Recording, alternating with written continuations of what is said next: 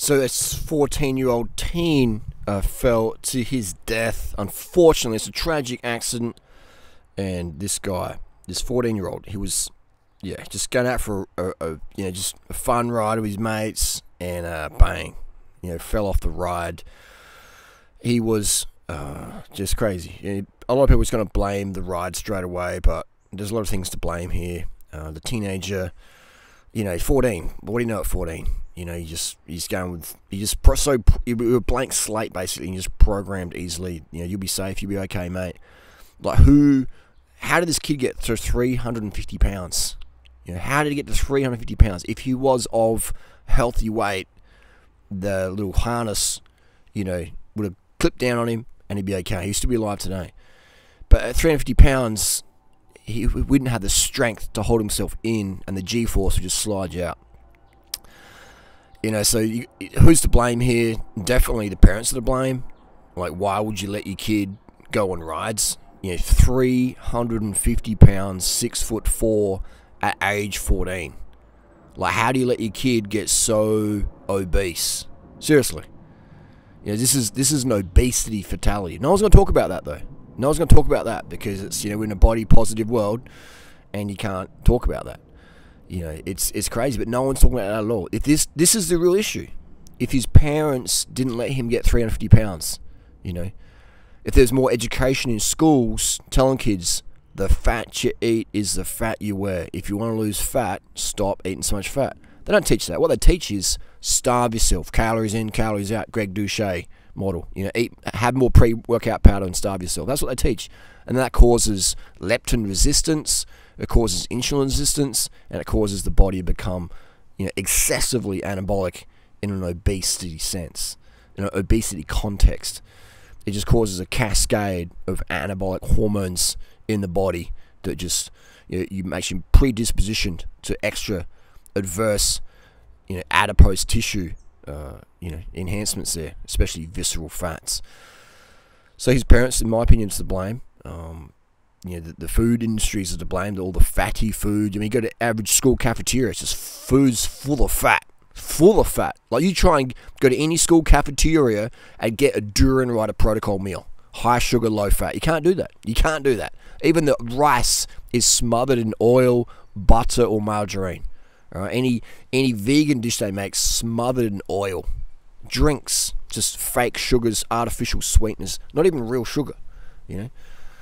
It's so to get enough sugars is really, really tough without getting a lot of fat with that as well. Donuts, candies, cookies, full of fat. Just to get a bit of sugar, you get all this fat with it. So you're trying to meet your body's needs for sugar by having something sweet, but then the food industries push all this fat in there to make you fat, which makes you sicker and more tired, and it elevates your prolactin levels, decreases your dopamine levels. So now you've got to be on some SSRIs because your anxiety's so high, because your dopamine's so low, and your prolactin's up, and your cortisol's up, and now you've got to take all these drugs, medications, but it makes big dollars for the industries out there. But unfortunately, you have kids like this as a victim. And you'll note in the media, they won't talk about his weight. There'll be no discussion about his weight. It'll be all about finger pointing at the ride, corporation for a lawsuit. That's what we do. We're going to sue you because this you did the thing properly. No, that's the symptom. The fact he couldn't clip in to the safety harness and someone didn't notice that's tragic. But that's the reason why he died. Unfortunately, this is unfortunate. No one wins here. No one wins. I mean, the lawyers will win because there'll be a court case out of it. The lawyers will win, but the family won't win, and the kid obviously didn't win. So the winners are the people who have the money. They'll still win. As they always, that's how they set it up. The golden rule of society is those with the gold make the rules, and they always will win. The insurance will win because they'll just up their premiums. So all those corporate interests always win in situations like this. The fat you eat is the fat you wear. If your kid is fat, that's your fault, right? You didn't put the work in there to educate your kids that fat equals fat, that the fat you eat is the fat you wear, and carbs are your friend. You didn't put in the work, the due diligence to deprogram your kid in this sugar-phobic, anti-carb world where, it's okay to be obese and fats are good for you because your brain's made of fat, which your body makes anyway. The body makes the fat in the brain. The dietary fat doesn't convert into brain tissue. If it did, people would have 600-pound brains. We don't. Most of us have brains like peanuts, in terms of our logic and pragmatism. So that's who's to blame, is the parents, the food industries pushing all their high-fat foods. And listen to the narratives out there in mainstream media. Oh, sugar's evil, sugar's bad. Go to a supermarket and go and find me foods that are low-fat. It's very, very tough. Look around. It's very, very tough. You have some gummies, which are high sugar, low fat. You have some sweet drinks, which generally these days are full of sucralose, which is a fake 0-calorie sweetener, which is very acidic and just bad for you. Sugar gets the blame for everything. Dental decay, sugar gets the blame. There's no mention of the food acids in the sodas and soft drinks. There's no mention of that. It's the sugar. It's not the acid in the food.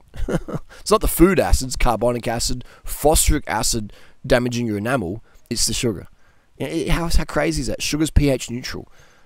Sucrose, aka table sugar, is pH neutral. Agave is acidic.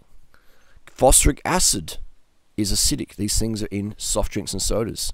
The food acids are the culprit for dental issues. I didn't know that until just a few years ago. It's not sugar. It's the food acids. Acidic erosion, is from acids. Sugar is pH neutral. The fat on your body, if we did a biopsy, we could look at the carbon isotope ratios of the fat molecules in your fat, in your adipose tissue, and we would be able to tell you if it's olive fat or coconut fat or avocado fat or beef fat or vegan beef fat, all leaf no beef fat, almond fat, chicken fat, fish fat.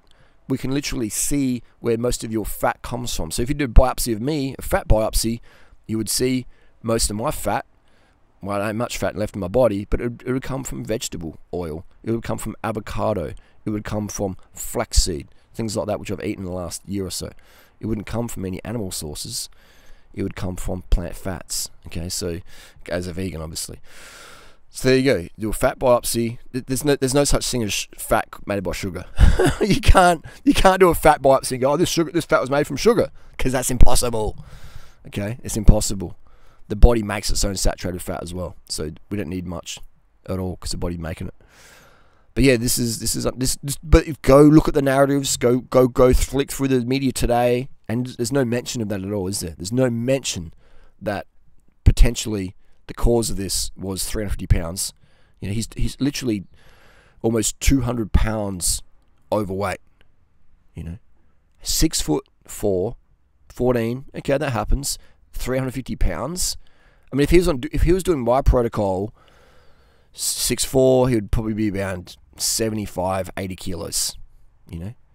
So literally 180 to 200 pounds overweight from following the calories in, calories out, fat's okay protocol that he probably learnt internet, TikTok, Greg Douchet, etc. It's really unfortunate. Unfortunate, man. He's just out having fun with his mates, and he died.